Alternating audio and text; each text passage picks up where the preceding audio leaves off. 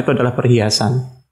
Yang kedua, di surat At-Taghabun ayat ke-14, anak itu adalah musuh. Kemudian di bawahnya ayat yang ke-15, anak itu adalah fitnah. Keempat, anak itu adalah permata hati. Permata bunda itu SKID, permata bunda. Nah, jadi Assalamualaikum Ustaz. Waalaikumsalam warahmatullahi wabarakatuh. Iya Ustaz, gimana kabarnya? Alhamdulillah baik. Alhamdulillah saya juga baik. Ini Ustaz, sebelumnya ini karena pertama kali ya, jadi kita mau ngasih tahu dulu sebenarnya ini tetap dari Ikropedia ya. Awalnya memang sebelumnya kita niatnya kan mau ngejalanin untuk kajian bulanan, cuma kan memang masa pandemi gini kita nggak bisa ya kumpul rame-rame gitu sembarangan kan, karena memang ya cukup bahaya juga sih untuk mengenai virus, ataupun nanti kan kita bisa ditegur sama pihak-pihak yang berwajib. Kena tilang juga. Betul. Nah itu saat memang kita berusaha tetap ngejalanin gimana pun caranya lah, dengan sebisa mungkin ya kita memanfaatkan media-media yang udah ada, mungkin dengan meniru orang yang sudah memulai duluan podcast ini, kayaknya berguna juga ya. Kita tetap bisa mensiarkan kebaikan di masa apapun. Nah ini Ustaz, hari ini sebenarnya yang mau kita bahas ini karakteristik anak Ustaz ya. Jadi memang karakter anak, dan memang di masa pandemi ini apa ya, meskipun virusnya tetap jalan ya, akhirnya karena memang awalnya memang orang pada takut Ustaz ya. Jadi pada khawatir ini, karena memang nggak sekampung sedua kampung aja yang ngerasain sampai dunia. Jadi benar-benar semuanya bukan tersentuh ya, malah udah tergoyahkan lah, semua orang jadi khawatir, ada yang takut. Tapi memang seiring waktu berlama-lama dalam ketakutan juga, mungkin orang bosan ya, akhirnya sekarang udah jalan lagi nih biasa. Seperti dengan ya itulah, emang ada yang pernah mengatakan kan, kita berteman sekarang sama virusnya. Jadi kayak gitu memang. Nah itu, di samping itu memang semua tetap berjalan Ustaz. Contohnya anak-anak kan sekarang, wah ini luar biasa nih. Kalau untuk anak-anak, mereka sekarang udah nggak mendapatkan yang seharusnya mereka dapatkan. Terutama memang di sekolah kan, memang itu sangat apa ya, menurut saya kalau sekolah itu bukan cuma untuk pelajaran aja sih. Maksudnya mereka di situ belajar banyak hal ya, karena banyak yang mereka lihat. Dan sekarang mereka harus di rumah, benar-benar di rumah sama orang sama orang tuanya, nggak bertemu lagi tuh. Kita nggak bisa ngeliat contoh temen yang buang sampah di kotak sampah gitu, nggak bisa ngeliat guru yang salaman sama orang-orang gitu, salam sama guru, sama itu kan apa ya, sangat-sangat menyenangkan lah buat anak, yang efeknya ya luar biasa juga dampaknya sebenarnya sama psikologi anak. Dan ya itu sangat-sangat luar biasanya, memang dengan pandemi ini kita harus mengubah semuanya. Nah itu pertama, tanggapan Ustaz gimana Ustaz? Assalamualaikum warahmatullahi wabarakatuh. Waalaikumsalam warahmatullahi wabarakatuh. Insyaallah ya, sekarang itu dengan adanya seperti ini, kita banyak belajar, kita bisa banyak mengambil hikmah. Bagi seorang murid, dia mungkin merindukan bagaimana kegiatan di sekolah. Walaupun juga ada sebagian murid yang pengennya memang libur tiap hari, bahkan doa mereka juga terkabul ketika mereka mungkin mendapatkan jatah libur yang biasanya dari sekolah sekitar seminggu ataupun 2 minggu, maka sekarang doa mereka terkabul untuk mendapatkan libur tuh hampir dari awal Maret sampai sekarang bulan Oktober. Nah, hingga tak terhingga, makanya Masya Allah. Bahkan dari dinas itu kita mendapatkan informasi bahwasanya itu sampai Januari, wallahu alam. Nah, kemudian kita juga mendapatkan hikmah selanjutnya, yaitu bagaimana ketika kita mengetahui bahwasanya di zaman dahulu maupun sekarang itu pendidikan insya Allah pasti akan berkembang. Cuman bagaimana respon orang tua menghadapi itu semua, itu yang berbeda. Kenapa? Di zaman dahulu ketika kita mungkin ya, anak maupun antum, kita belajar ketika kita dulu masih SD, contohnya ketika kita melakukan kesalahan, kemudian guru itu memberikan hukuman kepada kita, ya baik itu dicubit, baik itu suruh push up atau lari lapangan, yang sering adalah bahkan dijemur di bawah terik matahari, di bawah bendera, itu sampai kita hormat, sampai kita pulang sekolah. Maka ketika kita sampai rumah, kita ngomong sama orang tua, Ya, saya dihukum sama ibu guru. Akhirnya apa? Ditambahin sama orang tua tuh. Tambahin, dicemplungin ke comberan, bahkan di padasan, disiram-siram tambah, dihajar habis-habisan. Nah, kalau sekarang itu luar biasa. Nah, sebelum pandemi kita mendapatkan berita yang begitu banyak di media sosial, di televisi, bahkan di lain sebagainya. Itu ketika kita melihat banyak sekali anak yang mereka mendapatkan hukuman dari sekolah ketika mereka melakukan kesalahan, atau bahkan mereka ketika mereka diberikan PR, lembar jawaban yang mereka tidak bisa menjawab, mereka akhirnya dihukum, disuruh push up, lari lapangan, bahkan sampai orang gurunya itu jengkel, bahkan sampai dicubit. Dia cuma sekedar dicubit ya. Akhirnya anak ini pulang ngomong sama orang tuanya. Orang tuanya akhirnya datang ke sekolah, marah-marahin gurunya, membentak gurunya, sampai kadang-kadang kepala sekolah yang kayak di Sulawesi itu dihajar sama wali muridnya. Nah, ini kan membuktikan bahwasanya sekarang itu dengan adanya pandemi ini mengambil sebuah hikmah, yang mana orang tua sekarang mendapati, oh ternyata ngajar anak itu sulit, dengan proses daring, dengan proses work from home, dengan proses belajar di rumah aja, dengan konten-konten yang diberikan oleh gurunya. Dengan sekarang itu orang tua merasa, ya Allah ternyata ngurus anak ini capeknya luar biasa, keselnya luar biasa, bahkan jengkel. Iya. Nah, kemudian ya itulah yang mereka dapatkan. Akhirnya orang tua sekarang banyak mengeluh, kenapa nggak masuk sekolah ya? Kenapa kok sudah lama nggak masuk-masuk? Nah, harusnya kalau mereka sadar dengan kenapa nggak masuk-masuk, mereka harus sadar. Kenapa? Karena ternyata nakalnya anak di sekolah lebih nakalnya lagi anak di rumah. Beratnya anak belajar di sekolah, lebih berat lagi dia belajar di rumah. Galaknya guru di sekolah, lebih galak lagi orang tua itu kalau di rumah ngajarin anaknya. Nah, makanya kadang-kadang orang tua itu sampai, ya Allah, itu sampai ibunya bentak-bentak anaknya, belajar kamu.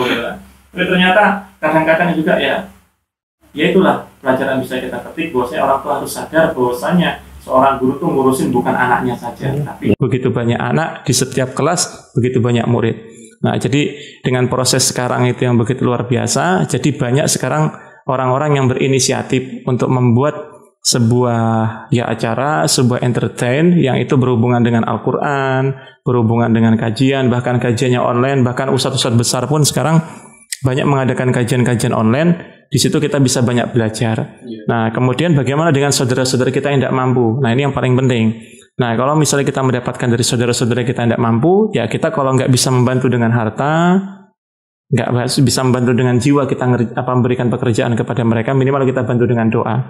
Karena sekarang itu beratnya luar biasa, di tengah ya isu wabah yang begitu luar biasa. Dahulu memang di awalnya ketika Maret sama April itu berat bagi kita untuk keluar rumah. Itu sampai istri nggak bolehin keluar rumah, pokoknya jangan keluar. Kalau keluar udah pokoknya sholat di rumah aja, semuanya pokoknya di rumah aja. Nah, terus cari duitnya apa? Di rumah aja. Golek apa kerjaannya? Nggak bisa ngapa-ngapain. Nah, dan kemudian yang lebih unik lagi sekarang itu anehnya apa? Anak kan ngurusin pondok, kemudian ada di rumah Quran juga. Jadi wali santri dan juga anak kan ngajar di SD. Jadi wali santri dan wali murid, mereka itu komen, saya minta potongan BHSPP. Kalau di SD minta potongan BSPP, nah dia nggak sadar gurunya butuh duit, dia nggak sadar pihak yayasan harus memberi mukafaah. Kalau swasta ambruk sekarang, tapi kalau negeri masih bisa dibantu oleh pemerintah. Tapi kalau swasta ambruk, itu kan. Masih minta potongan, padahal ilmu itu nggak bisa diuangkan aslinya. Ya, tapi ya itu tadi, karena ilmu nggak bisa diuangkan, sekarang bisa diuang-uangin juga, diakal-akalin, ujung-ujungnya apa? Ya kan anak saya nggak sekolah, anak saya kan di rumah aja, orang tua yang ngajar, jadi minta tolonglah potongan 50%. Itu kadang ada yang berani ngomong seperti itu, kan ada juga yang dia, ya saya nanti dulu belum bisa bayar, ekonomi saya belum bisa berjalan dengan baik. Nah, tapi tentunya kalau dia sadar bahwa seperti itu, ternyata yang lebih murah lagi, orang sekarang kan belajar Al-Quran tuh lebih murah ketimbang belajar tempat yang lain. Jadi ya di rumah kita bisa menghafal Al-Quran, dan di rumah juga kita bisa belajar Al-Quran. Salah satunya di sini kita. Iya. Ya Ustaz, memang luar biasa ya emang.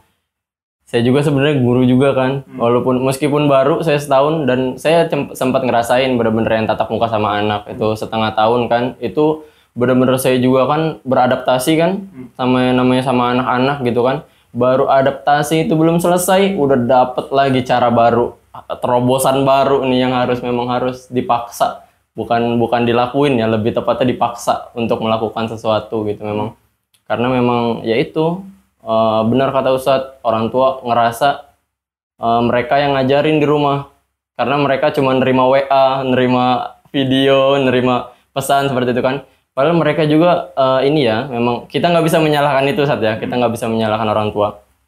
Tapi memang orang tua sepertinya harus tahu Sat ya, perlu tahu bahwa memang guru juga menyiapkan semua itu tuh nggak gampang. Ya. Sampai yang memang harus buat video yang nggak ngerti harus tanya sama siapa, gimana ini ngerekamnya, gimana posisinya yang bagus, gimana yang terang supaya anak-anak, karena memang kalau namanya dunia digital kan itu visual ya Sat ya. Jadi bener-bener kalau memang pesannya mau tersampaikan secara utuh, ya kita nggak bisa terganggu di gambar itu, supaya pesan yang disampaikan mutlak sampai. Jadi kalau misalnya ada gangguan-gangguan kan, ya, jadi pesannya juga ya terganggu, ya bisa salah fokus anak yang ngelihat, kalau misalnya ada orang lewat aja bisa keganggu, padahal itu sedang materi yang mungkin memang perlu ditekankan, ada beberapa materi yang perlu penekanan, dan itu memang luar biasanya. Tapi memang saya juga sebenarnya ini istri juga lagi hamil insya Allah bulan ini atau bulan depan, minta doanya semoga lancar. Ini memang karena mumpung karakter anak, saya ini kebingungan untuk nama.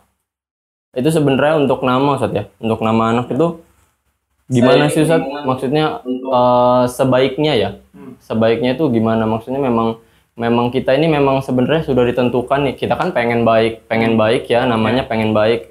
Banyak yang bilang nama tuh doa, cuma memang kalau untuk doa ya kita pengen nama yang panjang kayaknya, supaya doanya juga sebaik-baiknya, mungkin maksimal. Namanya Robbana atina fid dunya hasanah. Bener, karena memang sebaik-baiknya itu kan sebaik-baik doa gitu kalau bisa. Nah cuma memang sebaiknya gimana sih Ustaz kalau untuk nama itu Ustaz? Ya, baik, bismillah. Ada sebuah hadis ya dari Nabi Muhammad SAW yang hadisnya luar biasa. Kullu gulamin murtahanun bi'aqiqatihi tudbahu yaumas sabihi wa yuhlaku wa yusamma. Yang artinya setiap anak ya gulam, anak kecil yang barusan lahir, bayi maksudnya, itu dia akan tergadaikan dengan akikahnya. Akikah itu kan hewan sembelihan, ya domba, ya kambing, on the sheep gitu. Jadi kalau dia laki-laki dia kambing, 2 kambing, kalau dia perempuan dia 1 kambing. Mau kambing jantan ataupun betina silahkan. Ya, tidak harus dia jantan. Kalau ada nggak ada jantan aja betina, silahkan betina.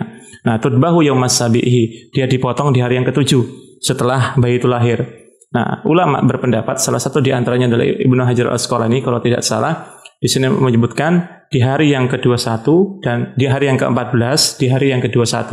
Jadi ada tambahan 7 hari. Jadi ada tambahan 14 hari setelah 7 hari itu kalau memang kita belum ada persiapan, kalau memang kita memang belum ada kemampuan di sana untuk bisa menyiapkan. Karena memang dia harus diakikahkan. Jadi kalau anak antum perempuan 1 kambing, kalau misalnya anak antum laki-laki 2 kambing. Nah itu kemudian dipotong di hari yang ke-7, ke-14 ataupun 21. Itu tambahannya ya kalau ulama. Nah kemudian wayuhlaku wayusama. Kemudian anak kita digundul. Ya digondol sampai kita digondol, kemudian dari jumlah rambutnya itu dikumpulin, ditimbang dengan harga perak, bukan emas. Kalau emas mahal ya. Ya sekarang emas sudah 900.000 bos gitu kan. 1 juta. Ya 1 juta. Jadi kalau kita nikahin anak Aceh, awat Aceh S1 itu 1 M sekarang maharnya itu. Nah, jadi 1 M gitu. Nah kita kembali lagi, maka kemudian setelah dicukur, dikumpulkan rambutnya, ditimbang sesuai dengan harga berapa, dapatnya berapa, pokoknya ditimbang dengan harga perak. Kemudian wayusama, dan diberikan nama. Nah namanya apa? Nah kata Rasulullah SAW, nama yang terbaik adalah Abdullah ataupun Abdurrahman. Karena nama adalah sebuah doa, maka tentunya kita memberikan nama yang terbaik dan nama yang mudah diucapkan, dan nama itu adalah sebuah doa.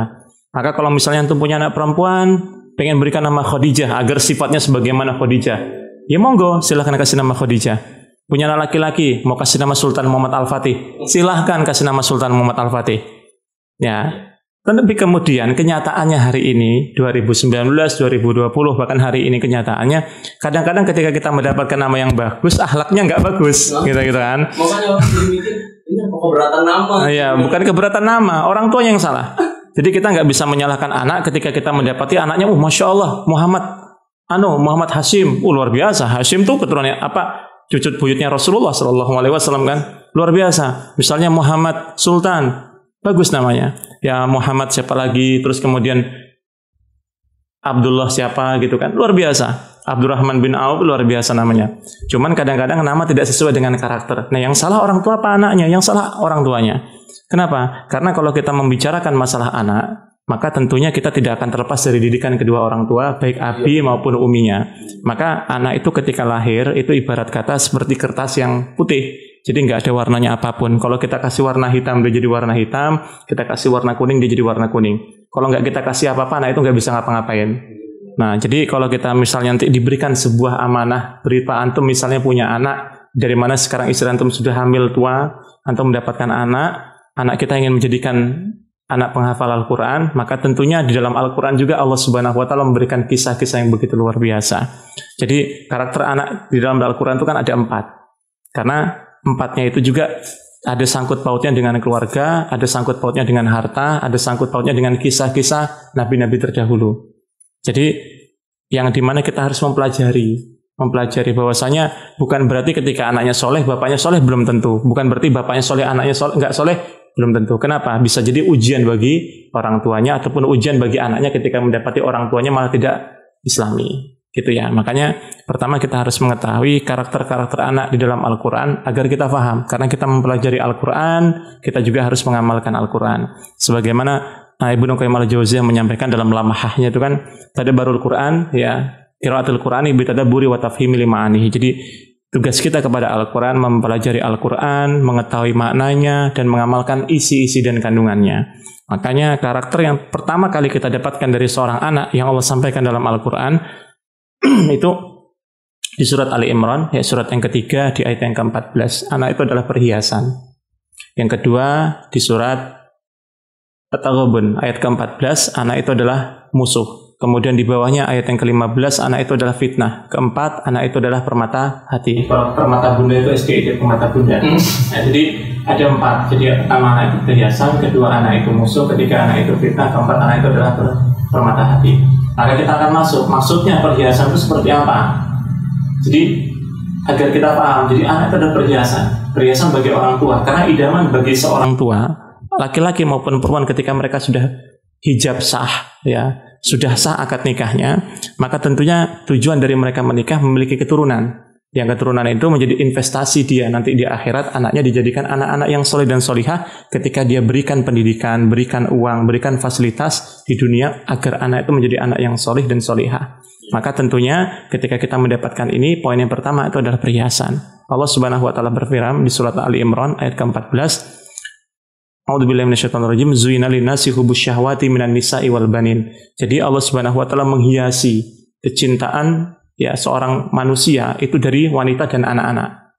Kenapa kok diawali dengan wanita? Kenapa kok enggak anak-anak dulu? Karena memang disampaikan langsung oleh Imam Ibnu Katsir, ya, dalam tafsirnya Imam Ibnu Katsir disebutkan limada bada'a bin nisa. Kenapa diawali dengan kalimat wanita? Kenapa Allah Subhanahu wa Ta'ala mengawali kalimat dalam ayat ini kalimat wanita? Karena di anna bihinna fitnatun asyadu adaru. Jadi fitnah yang ditimbulkan oleh seorang wanita itu besar dan lebih berbahaya. Maka tentunya itu ada efek baiknya juga. Jadi kalau antum punya 2 anak perempuan, antum mendapatkan surga. Bahkan sampai 1 ya Rasulullah, 1. Nah, jadi kalau punya anak perempuan itu fasilitas kita masuk surga. Tapi dijadikan anak yang solihah. Jangan ngasal. Kalau dijadikan anak yang ngasal, yo cabe-cabean ujung-ujungnya nanti kan. Ya, nggak jelas gitu ya. Nek ngasain kanan belok kiri, beli motor, ganti bannya ban sepeda gitu kan. Iya.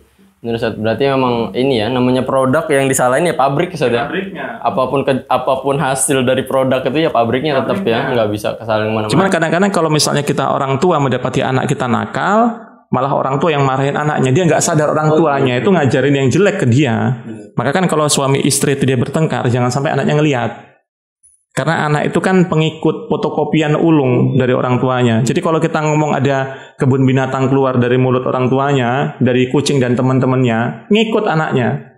Itu kalau kita ngomong yang enggak dari ucapan-ucapan yang sembrono dan sontoloyo itu akan ngikut juga anaknya itu. Dia akan ngikut, mau bapaknya mau ibunya diikutin. Oh ternyata ayahku kayak gitu, aku juga enggak masalah ngomong kayak gitu. Iya. Iya, kebanyakan memang anak, apalagi orang tua zaman sekarang, nggak zaman sekarang sih kayaknya, memang kebanyakan orang tua ya dia kayak misalnya anaknya ngelakuin penyimpangan apa gitu, hal-hal yang istilahnya memang ya ibaratnya memang harus ada penekanan mereka di situ untuk memberhentikan itu, tapi masih berpikir kayak udahlah nggak apa-apa lah, masih kecil ini, udahlah nggak apa-apa kan, mereka belum waktunya mengerti, belum waktunya ini, mereka masih kayak menggampangkan saat apa itu memang ya mungkin salah satunya ya.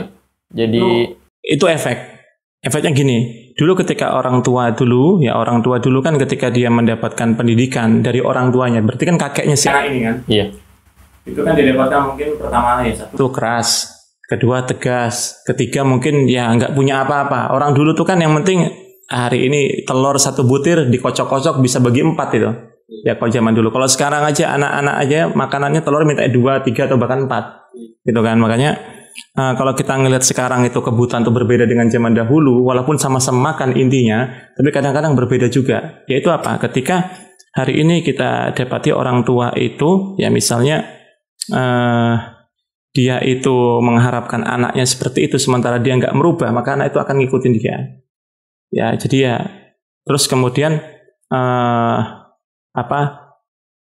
pendidikan yang sekarang itu mereka lebih mengutamakan finansial ketimbang hubungan dengan rumah tangga orang santrinya itu ataupun muridnya itu. Jadi nggak ada hubungan karena mungkin sama-sama sibuk dan sekarang pendidikan itu begitu mahal. Jadi seolah-olah ya sudah saya serahkan anak saya biar jadi gitu kan. Iya lebihnya lebih tepatnya jadi kayak penitipan anak. Penitipan anak. Jadi bukan lebih menuntut semua ilmu ya. Karena memang ya harusnya memang yang paling tepat ya dua sisi ya di rumah mereka dapat kan, intinya kan guru mungkin menekan cuma nekannya kan mereka ada batas waktu. Ibaratnya di sekolah juga ada beberapa guru yang sejam 2 jam ini dengan guru siapa, nasihatnya apa, terus 2 jam berikutnya dengan guru yang lain lagi dengan nasihat yang berbeda lagi. Nanti dua ini kan pasti mereka setiap pulang bawa tuh nasihat yang banyak, dan itu kan mereka nggak mungkin bisa nampung semuanya ya. Pasti butuh masukan dari orang tua. Memang ya perlu juga ya orang tua memang seharusnya memang belajar itu juga, memang harus tahu itu juga ya memang luar biasa itu. Untuk anak-anak ini memang sekarang ini nggak bisa lagi bukan nggak bisa ya, sangat darurat sama gadget. Udah luar biasa banget ini, mereka memang luar biasa ya. Itu sampai efeknya mereka tuh dengan gadget tuh mereka tuh jadi tahu semuanya, bahkan yang nggak gurunya tahu. Kadang sampai guru yang menyampaikan sesuatu tuh mereka bener-bener yang ya itu ya mungkin karena sering terhibur dengan luasnya informasi yang ada di dalam gadget itu, sampai apa yang gurunya sampein itu bener-bener mereka tuh merasa udah boring banget nih. Aduh, gurunya kok apa sih ini, seruan main PUBG nih, seruan Free Fire nih, beneran sangat boring gitu. Wah, itu luar biasa itu. Nah, ini sekarang ini candu, ibarat kata kayak orang itu yang ngerokok ya. Orang ngerokok itu disuruh untuk stop ngerokok itu sulit. Iya bener. Ya, bahkan ketika kita berbuat keras, ketika ngide-ngidepin kita pakai dia marah, mungkin bisa mukul kita ya. Sama ibarat ketika kita mendapatkan anak, memang dia lagi kecanduan gadget hari ini, apalagi daring ini kan luar biasa. Iya. Dia daring 10 menit, 20 menit, habisnya pasti main game. Bahkan laporan kita di pondok itu, wali santri banyak yang mengeluhkan ketika kemarin kita liburkan, sementara ketika pandemi awal kemarin itu kita dapatkan laporan itu bahwasanya itu wali santri itu ngeluhkan, saya di rumah main HP, terus waktunya malah dia harus sholat, masbuk. Harus berangkat ke masjid, masbuk. Belajar Al-Qur'annya nanti game terus. Jadi itu juga bagaimana cara anak agar kita sebagai orang tua, anak itu nggak kecanduan gadget. Ternyata memang pertama satu memang berat, kedua istiqomah, yang ketiga kita harus tekankan dan kita ancam. Jadi anak-anak sekarang 3 tahun, 4 tahun tuh kecanduan gadget luar biasa. Bahkan mereka kalau minta HP nggak kita kasih, mereka nangis. Iya betul. Jadi anak sama nyonya itu, sama istri di rumah itu, awal mulanya kita mendapatkan tuh berat memang anak seperti itu. Jadi akhirnya kita mendapatkan 3 pola pendidikan, ya 3 pola cara agar anak itu bisa terjauh dari HP. Memang berat, udah 6 bulan baru goal sekarang itu. Sekarang anak-anak nggak pernah minta HP. Tapi ujung-ujungnya ketika ngeliat temannya megang HP, dia ngeliat tapi nggak minta HP lagi ke kita. Ya minimal kan seperti itu. Iya, minimal dia nggak megang HP, tapi dia ngeliat temannya main HP. Jadi caranya pertama kan pendidikan itu kan disampaikan dengan pola sadar.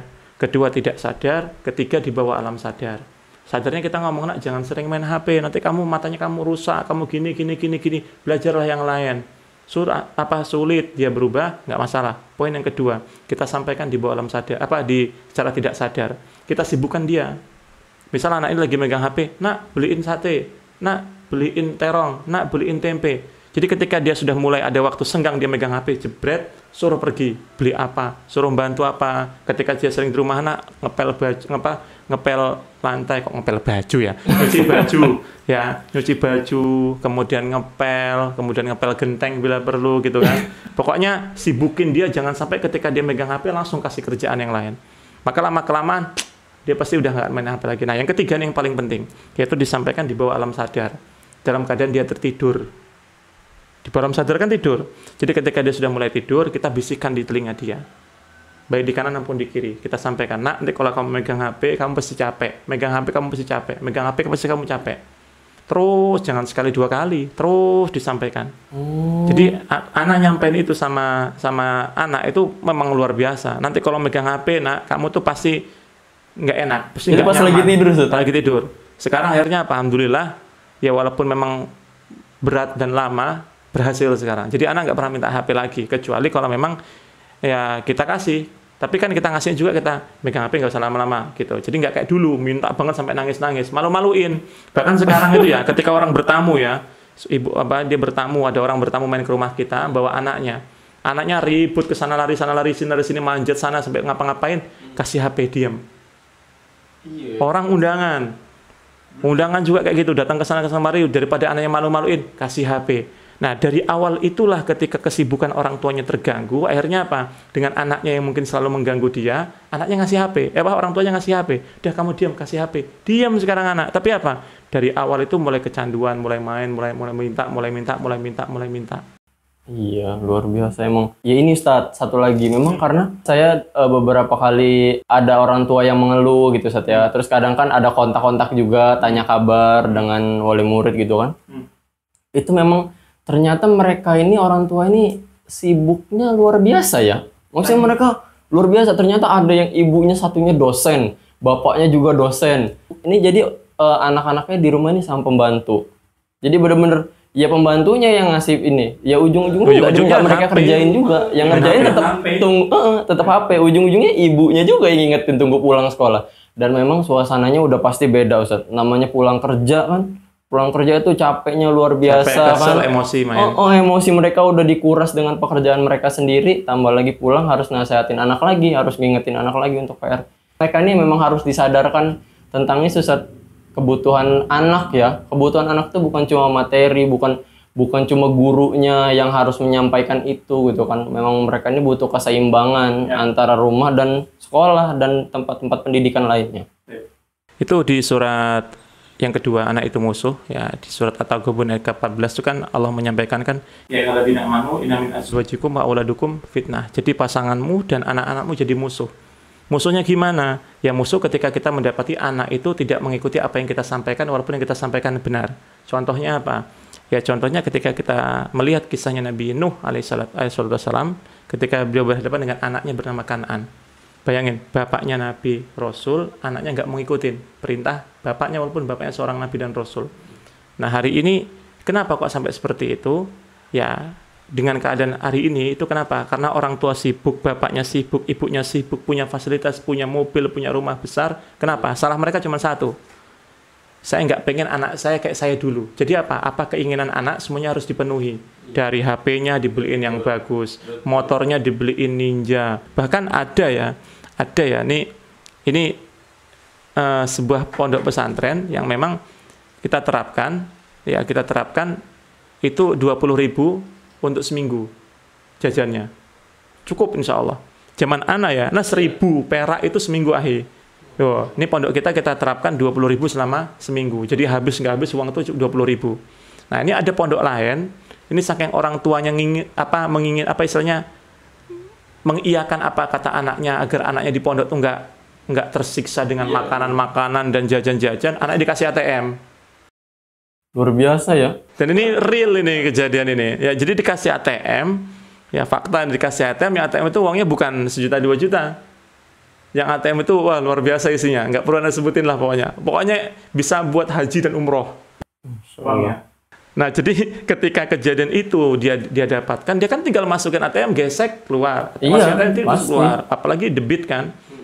Ya, kartu kredit, jadi bisa keluar semuanya. Maka ada kejadian yang begitu luar biasa. Ternyata anak ini akhirnya nggak betah di pondok. Ya jajan di pondok apa aja sih? Apa adanya, paling gorengan, ya paling roti, ya paling apalah. Kalau dia ke Alfamaret agak lebih enak lah, ada fasilitas. Banyak pilihannya. Kalau dia misalnya ke mall-mall, ke Transmart, ke Hypermart gitu kan, ke MBK, itu lebih besar lagi. Ini enggak, dia kabur ke Jakarta. Jadi sultan, dia ngebosin teman-temannya. Jadi dibayarin pesawat sama dia. Antum bayangin, kalau bayarin kereta, paling cuma bayarin naik kapal 15.000 kan. Dibayarin jadi sultan dia, dibayarin naik pesawat semua. Itu orang tuanya tahu nggak itu? Ya orang tuanya, ibunya ngecek dari m-bankingnya. jadi sampai sana, ya olehnya apa, makannya di McD, kemudian belajar beli ini, coba luar biasa. Jadi apa? Saking orang tuanya tuh nggak ingin anaknya menderita di pondok, walaupun anaknya masuk pondok, tapi apa? Fasilitasnya dikasih. Itu ATM tuh isinya kan luar biasa chipnya itu. Jadi isinya puluhan juta sampai haji dan umroh. Makanya ini pelajaran penting bagi kita, tidak semua keinginan anak harus kita penuhi. Jadi kalau memang anak itu kita titipkan kepada lembaga pesantren, anak itu melakukan kesalahan, jangan kita salahkan. Kenapa? Bisa jadi yang salah itu bukan lembaganya. Karena satu ustadz, itu kan ngurusin banyak santri. Benar. Jadi, kok disalahin ustadznya, santrinya banyak. Yang salah itu kan harusnya kan anaknya. Jadi, ya saya kalau ngasih uang cash, saya cash, nggak ada cash. Sombong banget ya orang tuanya ya. Saya nggak bisa ngasih cash ini. Saya ngasihnya waduh, sampai luar biasa. Jadi, ya itulah. Karena orang tua tidak bisa mendidik anak, akhirnya anaknya dimasukkan ke pondok pesantren. Anaknya melakukan kesalahan, pondok pesantren disalahin. Dia nggak sadar anaknya nakal dahulunya. Iya, benar. Jadi, akhirnya ketika pondok pesantren memberikan sebuah hukuman ataupun memberikan sebuah surat pernyataan untuk anak, karena anak itu melakukan sebuah kesalahan, malah pondoknya dituntut. Nah, itu luar biasa. Gara-gara cuma hanya ATM keinginan yang dipenuhi.